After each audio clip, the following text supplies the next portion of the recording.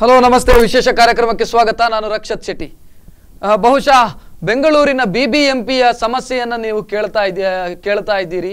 ಒಂದು ರೀತಿಯಲ್ಲಿ ರಿಪೇರಿ ಮಾಡಲಾಗದಷ್ಟು ಹಾಳಾಗಿ ಹೋಗಿದೆ ಅನ್ನುವಂಥದ್ದನ್ನ ಸ್ವತಃ ಬಿಜೆಪಿ ಮತ್ತು ಕಾಂಗ್ರೆಸ್ ನಾಯಕರೇ ಒಪ್ಪಿಕೊಳ್ಳುತ್ತಾ ಇದ್ದಾರೆ. ಇನ್ನು ಈ ಕಡೆಗೆ ಕರಾವಳಿಯ ಮಂಗಳೂರಿನ ಮಹಾನಗರ ಪಾಲಿಕೆ ಸರಿಯಾಗಿದೆಯಾ, ಸರಿಯಾಗಿ ಕೆಲಸ ಮಾಡ್ತಾ ಇದೆಯಾ ಅಂತ ಕೇಳಿದ್ರೆ ಅಲ್ಲೂ ಕೂಡ ಉತ್ತರ ಇಲ್ಲ ಅನ್ನುವಂಥ ಉತ್ತರವೇ ಬರ್ತಾ ಇದೆ. ಯಾಕೆ ಅಂತ ಹೇಳಿದ್ರೆ ದಿನಕ್ಕೊಂದು ಸಮಸ್ಯೆ ಮಂಗಳೂರು ಮಹಾನಗರ ಪಾಲಿಕೆಯನ್ನ ಕಾಡ್ತಾ ಇದೆ. ಸೊ ಇವತ್ತು ನಾನು ನಿಮ್ಮ ಮುಂದೆ ಇಡ್ತಾ ಇರುವಂತದ್ದು ಮಂಗಳೂರಿನ 10 ಜನ ಕಾರ್ಪೊರೇಟರ್ಗಳಿಗೆ ರಾಜ್ಯ ಚುನಾವಣಾ ಆಯೋಗದಿಂದ ನೋಟಿಸ್ ಜಾರಿಯಾಗಿದೆ. ನೀವು ಲೆಕ್ಕಪತ್ರ ಕೊಡ್ಲಿಲ್ಲ, 3 ವರ್ಷದ ಹಿಂದೆ ನಡೆದಂತ ಚುನಾವಣೆ ಏನಿತ್ತು, ಕಾರ್ಪೊರೇಷನ್ಗೆ ನಡೆದಂತ ಚುನಾವಣೆ ಏನಿತ್ತು, ಆ ಸಂದರ್ಭದಲ್ಲಿ ನಿಮ್ಮ ಖರ್ಚು ವೆಚ್ಚದ ಲೆಕ್ಕವನ್ನ ಕೊಡ್ಲಿಲ್ಲ ಅನ್ನುವಂತ ನೋಟಿಸ್ ಅನ್ನ ರಾಜ್ಯ ಚುನಾವಣಾ ಆಯೋಗ ಜಾರಿ ಮಾಡಿದೆ. 10 ಜನ ಕಾರ್ಪೊರೇಟರ್ ಮತ್ತು ಉಳಿದ ಕೆಲ ಸೋತ ಕಂಟೆಸ್ಟೆಂಟ್ ಗಳಿಗೂ ಕೂಡ ಈ ನೋಟಿಸ್ ಜಾರಿಯಾಗಿದೆ. ಉತ್ತರ ಕೊಡಿ, ಯಾಕೆ ನೀವು ಲೆಕ್ಕಪತ್ರ ಕೊಡ್ಲಿಲ್ಲ ಅಂತ ಶೋಕಾಸ್ ನೋಟಿಸ್ ಅನ್ನ ಜಾರಿ ಮಾಡಿದ್ದಾರೆ. ಸೊ ಕಾರ್ಪೊರೇಟರ್ಗಳು ಈಗ ಬೆಂಗಳೂರಿಗೆ ಓಡಾಡಬೇಕಾದಂತ ಪರಿಸ್ಥಿತಿ ನಿರ್ಮಾಣ ಆಗಿದೆ. ನಾವು ಲೆಕ್ಕಪತ್ರ ಕೊಟ್ಟಿದ್ದೀವಿ ಅಂತ ಕೆಲವರು, ಕೊಡೋದಕ್ಕೆ ಸ್ವಲ್ಪ ಲೇಟ್ ಆಯಿತು ಅಂತ ಮತ್ತೆ ಕೆಲವರು ಅಧಿಕಾರಿಗಳು ಇದರಲ್ಲಿ ತಪ್ಪು ಮಾಡಿದ್ದಾರೆ ಅಂತ ಮತ್ತೆ ಕೆಲವರು ಹೇಳ್ತಾ ಇದ್ದಾರೆ. ಸೊ ಇದು ಏನು ಸಮಸ್ಯೆ ಅಂತ ನಾವು ಕೇಳಬೇಕು. ಈ ಬಗ್ಗೆ ಮಾತಾಡೋದಕ್ಕೆ ನಮ್ಮ ಜೊತೆಗೆ ಮಂಗಳೂರು ಮಹಾನಗರ ಪಾಲಿಕೆಯ ಸದಸ್ಯ ರಾಜೇಂದ್ರ ಅವರು ನಮ್ಮ ಸ್ಟುಡಿಯೋದಲ್ಲಿದ್ದಾರೆ. ಸರ್, ಕಾರ್ಯಕ್ರಮಕ್ಕೆ ಸ್ವಾಗತ. ಮೊದಲು ಯಾಕೆ ಲೆಕ್ಕಪತ್ರ ಕೊಡೋದಕ್ಕೆ ಯಾಕೆ ಲೇಟ್ ಆಯಿತು, ಯಾಕೆ ಕೊಡ್ಲಿಲ್ಲ? ನೀವು ಕೂಡ ವಿಕ್ಟಿಮ್, ಸಮಸ್ಯೆಯನ್ನು ಎದುರಿಸಿದಂಥವ್ರು. ಯಾಕೆ ಸಮಸ್ಯೆ ಆಯಿತು? ನಾವು ಲೆಕ್ಕಪತ್ರವನ್ನು ಸರಿಯಾದ ಸಮಯಕ್ಕೆ ನಾವು ಲೆಕ್ಕಪತ್ರವನ್ನು ಕೊಟ್ಟಿದ್ದೇವೆ. ಮಂಗಳೂರು ಮಹಾನಗರ ಪಾಲಿಕೆಗೆ ನಾವು ಲೆಕ್ಕಪತ್ರವನ್ನು ಸಲ್ಲಿಸಿದ್ದೇವೆ. ನಾವು ಸಲ್ಲಿಸಿದ್ದಕ್ಕೆ ನಾವು ಅಕ್ನಾಲಜ್ಮೆಂಟ್ ಕೂಡ ಇಟ್ಟಿದ್ದೇವೆ. ಈ ಒಂದು ಸಂದರ್ಭದಲ್ಲಿ ಒಂದು ನೋಟಿಸ್ ಅನ್ನು ಜಾರಿ ಮಾಡಿತ್ತು ಚುನಾವಣಾ ಆಯೋಗ. 63 ಅದರ ಮುಂಚೆ ಒಂದು ನಮಗೆ ನೋಟಿಸ್ ಜಾರಿ ಮಾಡಿತ್ತು. ಆ ನೋಟಿಸ್ ಜಾರಿಯಲ್ಲಿ ಅವರು ಹೇಳುವಂಥದ್ದು, ನಿಮಗೆ ಲೆಕ್ಕಪತ್ರ ಕೊಡುವ ಈಗ ತಡೆದು ನಿಮಗೆ ಒಂದು ನೀವು ತಡವಾದುದಕ್ಕೆ ಒಂದು ಸಂದೇಶವನ್ನು ಕೊಡಿ ನೀವು ಅಂತ. ತಕ್ಷಣ ಇಲ್ಲಿ ನಮ್ಮ ಮಹಾನಗರ ಪಾಲಿಕೆ ಅಧಿಕಾರಿಗಳು ಏನಿದ್ರು ಫೋನ್ ಮೂಲಕ ನಮಗೆ ಹೀಗೆ ಚುನಾವಣಾ ಕಚೇರಿಯಿಂದ ಬೆಂಗಳೂರಿನಿಂದ ನಮಗೆ ಪತ್ರ ಬಂದಿದೆ, ನೀವು ಒಂದು ಸಮರ್ಪಕವಾದ ನಿಮ್ಮ ಲೇಟ್ ಆದಕ್ಕೆ ಉತ್ತರ ಕೊಡಿ. ನಮಗೆ ನಮ್ಮದು ಯಾವಾಗ ಕೊಟ್ಟಿದ್ದೇವೆ ಅಂತ ನಮಗೆ ಸರಿಯಾಗಿ ನೆನಪಿಲ್ಲದ ಕಾರಣ ನಾವು ಸಮಂಜಸವನ್ನು ಕೊಟ್ಟೆವು. ನಂತರ ಬೆಂಗಳೂರಿನಿಂದ ಪುನಃ ಒಂದು ಉತ್ತರ ನಮಗೆ ಬಂತಂದ್ರೆ, ನೀವು ಕೊಟ್ಟ ಉತ್ತರ ಸರಿಯಾಗಿಲ್ಲ, ನೀವು ಖುದ್ದು ಬೆಂಗಳೂರಿಗೆ ಬಂದು ನೀವು ಹೇಳಿಕೆಯನ್ನು ಕೊಡಬೇಕು ನೀವು ಏನು ಅಂತ ನಮಗೆ ಒಂದು ಪತ್ರದ ಮೂಲಕ ಇಲ್ಲಿಗೆ ರವಾನೆ ಆಯಿತು. ತಕ್ಷಣ ಇಲ್ಲಿ ಅಧಿಕಾರಿಗಳು ಫೋನ್ ಮಾಡಿ ಹೇಳಿದ್ರು, ಈ ಇಂತಿನ 8ನೇ ತಾರೀಕಿನ ದಿವಸ 8/3 ತನಕ 3ನೇ ತಾರೀಕಿಗೆ ನೀವು ಬೆಂಗಳೂರಿಗೆ ಖುದ್ದು ಹಾಜರಾಗಬೇಕು. ಅಲ್ಲಿ ಚುನಾವಣಾ ಅಧಿಕಾರಿಗಳು ಏನಿದ್ದಾರೆ, ಚುನಾವಣಾಧಿಕಾರಿ ಅವರ ಎದುರಿಗೆ ಹೇಳಿಕೆಯನ್ನು ಕೊಡಬೇಕು ಅಂತ ಹೇಳಿದರು. ನಾವು ತಕ್ಷಣ 12 ಜನ ಕೂಡ ಯಾರಿಗೆಲ್ಲ ನೋಟಿಸ್ ಆಗಿದೆ ಬೆಂಗಳೂರಿಗೆ ಹೊರಟೆವು. ಅಲ್ಲಿ ಚುನಾವಣಾಧಿಕಾರಿಗಳು ಒಂದು ಕೋಡ್ ಇತ್ತು ಅಲ್ಲಿ, ಅಂದರೆ ಪೆನಲ್, ಅಲ್ಲಿ ಹೇಳಿಕೆಯನ್ನು ಕೊಡುವಂಥದ್ದು. ಅಲ್ಲಿ ಚುನಾವಣಾಧಿಕಾರಿಗಳು ಮತ್ತು ಅವರ ಕೋರ್ಟ್ನಾಗಿತ್ತು. ನಾವು ಹೋಗಿ ಅಲ್ಲಿ ಕಾದು 11 ಗಂಟೆಗೆ ನಮಗೆ ಅದರ ಒಂದು ಒಳಗೆ ಹೋಗುವಂಥದ್ದು ಸಮಯ 3 ವರ್ಷ ಅಂದ್ರೆ 30 ದಿನ ಟೈಮ್ ಲೆಕ್ಕಪತ್ರ ಕೊಡೋದಕ್ಕೆ. 3 ವರ್ಷದ ನಂತರ ನಿಮಗೆ ನೋಟಿಸ್ ಜಾರಿ ಆಗ್ತದೆ ಅಂತ ಹೇಳಿದ್ರೆ ಏನು ಅರ್ಥ ಏನು?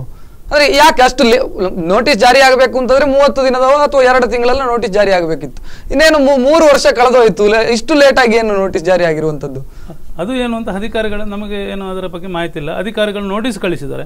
ಅದರೊಂದು ವಿಶೇಷ ಅಂದ್ರೆ, ನಾವು ಕೊಟ್ಟಂತ ಏನು ಒಂದು ನಮಗೆ ಕೊಟ್ಟಂತ ಒಂದು ಪತ್ರಕದ ಪ್ರತಿ ಮಂಗಳೂರು ಮಹಾನಗರ ಪಾಲಿಕೆಯಲ್ಲಿ ಇರಬೇಕಿತ್ತು, ನಮ್ಮ ಜಿಲ್ಲಾಧಿಕಾರಿ ಕಚೇರಿಯಲ್ಲೂ ಕೂಡ ಇರಬೇಕಿತ್ತು.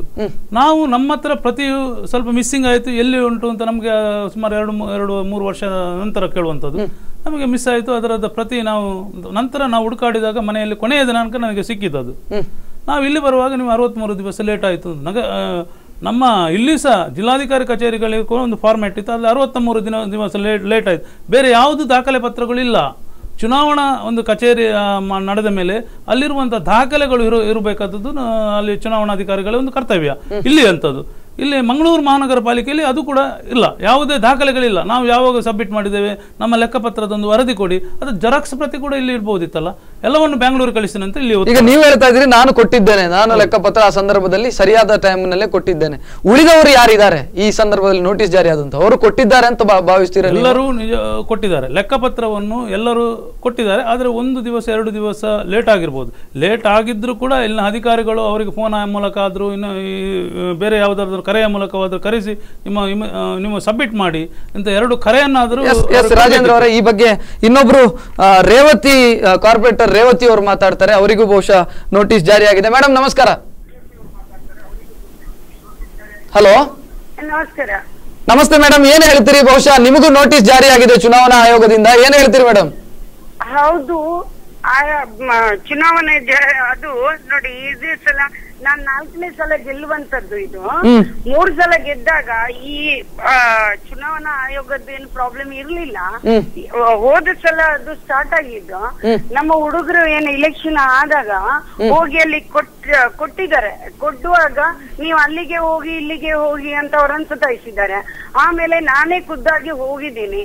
ಅದು ನಮ್ಮ ಊರ್ವ ಮಾರ್ಕೆಟ್ ಇದೆ ಅಲ್ವಾ, ಅಲ್ಲಿ ಬ್ರಹ್ಮಕುಮಾರಿ ಅವರ ಒಂದು ಆಫೀಸಿನ ಪಕ್ಕದಲ್ಲಿ ಇವರದ್ದು ಆಫೀಸ್ ಇತ್ತು, ಚುನಾವಣಾ ಆಫೀಸ್ ಇತ್ತು.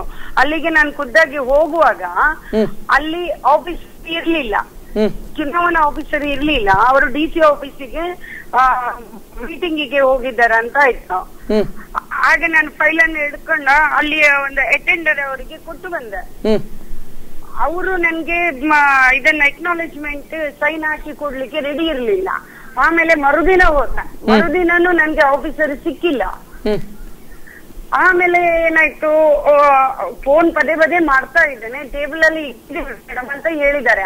ಅವ್ರು ಯಾವಾಗ ಕೊಟ್ಟಿದ್ದಾರೆ ಅಂತ ನನ್ಗೆ ಗೊತ್ತಿಲ್ಲ. ಬರೀ 2 ದಿನ, ಬಹುಶಃ ನನ್ನಿಂದಲೂ ಲೇಟ್ ಆಗಿರ್ಬೋದು. 2 ದಿನ ಆದ್ರೆ ಕೊಟ್ಟದ್ದು ಮಾತ್ರ ಖಂಡಿತ. ಎಕ್ನಾಲೇಜ್ಮೆಂಟ್ ತಗೊಳ್ಳೋದು ನನ್ನದೇ ತಪ್ಪಾಗಿರ್ಬೋದು ಅದು.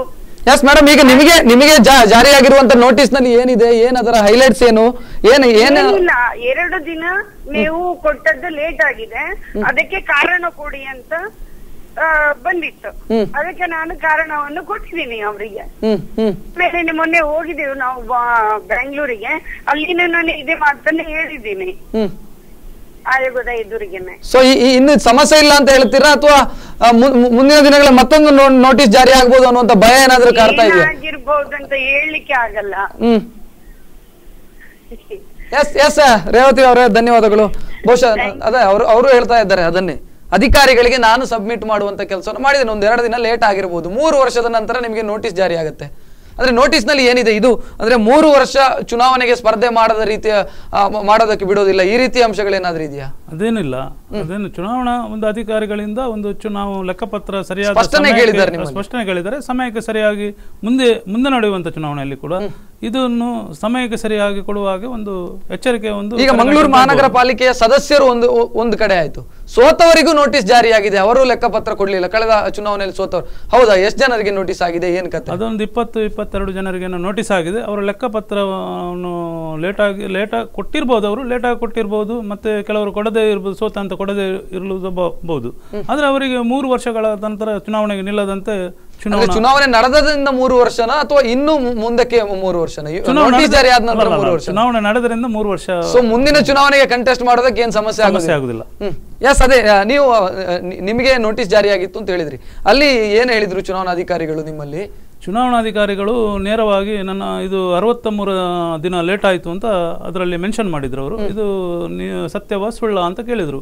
ಆಗ ನಾನು ಹೇಳಿದೆ, ಚುನಾವಣಾಧಿಕಾರಿಯವರು ಒಳ್ಳೆಯವರು, ಅವರು ಕೂಡಲೇ ನಾನು ಹೇಳಿದೆ, ನನ್ನ ಹತ್ರ ಅದಕ್ಕೆ ಬೇಕಾದಂಥ ದಾಖಲೆಗಳುಂಟು ಮತ್ತು ನನಗೆ ಕೊಟ್ಟಂಥ ತಾರೀಕುಗಳ ನನಗೆ ಯಾವುದು ನಮಗೆ ಪತ್ರಕ ಸಿಕ್ಕಿದೆ.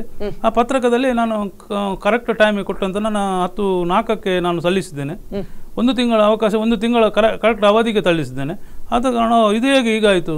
ಜಿಲ್ಲಾಧಿಕಾರಿ ಅವರಿಗೆ ಮೂಲಕ ಒಂದು ನೋಟಿಸನ್ನು ಕಳಿಸಿ ಅವರಿಗೆ ಅಂತ ಚುನಾವಣಾಧಿಕಾರಿ ನೇರವಾಗಿ ಹೇಳಿದರು. ಮತ್ತು ಆ ಪ್ರತಿಯನ್ನು ನಮಗೆ ಒಂದು ಕೊಟ್ಟಿ ಅಂತ ಹೇಳಿದರು. ಅಲ್ಲಿ ನಾನು ಕೊಟ್ಟು ನನ್ನ ಫೈಲ್ನಲ್ಲಿ, ಅಲ್ಲಿ ನನ್ನ ಫೈಲ್ ಇತ್ತು, ಫೈಲಲ್ಲಿ ನನ್ನ ಪ್ರತಿಯನ್ನು ಕೊಟ್ಟು ಬಂದಿದ್ದೇನೆ. ಎಸ್ ರಾಜೇಂದ್ರ ಅವರು, ನಿಮ್ಮಲ್ಲಿ ಇನ್ನಷ್ಟು ಮಾತಾಡ್ತೇನೆ. ಅದಕ್ಕಿಂತ ಮೊದಲೊಂದು ಬ್ರೇಕ್ ಅನ್ನು ತೆಗೆದುಕೊಳ್ಬೇಕು. ವಿಶೇಷ ಕಾರ್ಯಕ್ರಮದಲ್ಲಿ ಒಂದು ಬ್ರೇಕ್ ಅನ್ನು ತೆಗೆದುಕೊಳ್ತಾ ಇದ್ದೀನಿ. ಬ್ರೇಕ್ನ ನಂತರ ಯಾರು ಇದಕ್ಕೆ ಜವಾಬ್ದಾರಿ, ಯಾರು ಅಂದ್ರೆ ಕಾರ್ಪೊರೇಟರ್ಗಳೇ ಹೇಳ್ತಾರೆ, ನಾವು ನಮ್ಮ ಕೆಲಸವನ್ನ ಮಾಡಿದ್ದೇವೆ, ಲೆಕ್ಕಪತ್ರವನ್ನು ಕೊಡಬೇಕಾದಂತ ಕರ್ತವ್ಯ ಮತ್ತು ಜವಾಬ್ದಾರಿ ಏನಿತ್ತು ಅದನ್ನ ನಾವು ಮಾಡಿದ್ದೇವೆ.